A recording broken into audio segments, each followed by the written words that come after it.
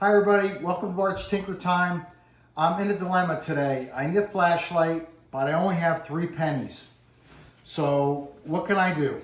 Well, I also have an LED because I have lots of LEDs in my house.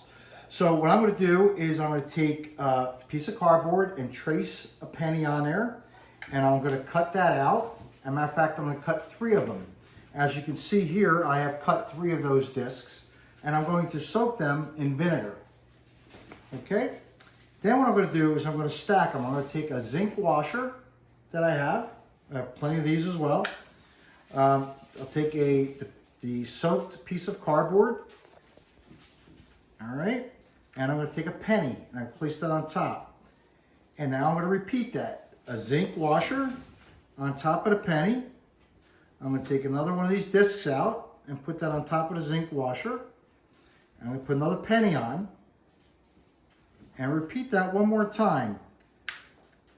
Zinc washer, cardboard disc, and a penny. Okay? And now I'm going to take my LED. The long lead is the positive lead, and that's going to go to the copper. The short lead is the negative lead, and that's going to go to the zinc. Okay, and if I did this right, let's see if we can show. Ooh. Can you see the blue LED glowing?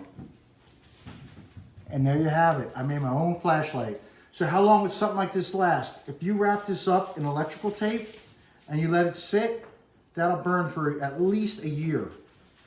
Pretty interesting, right? With a few of these, we can power the world.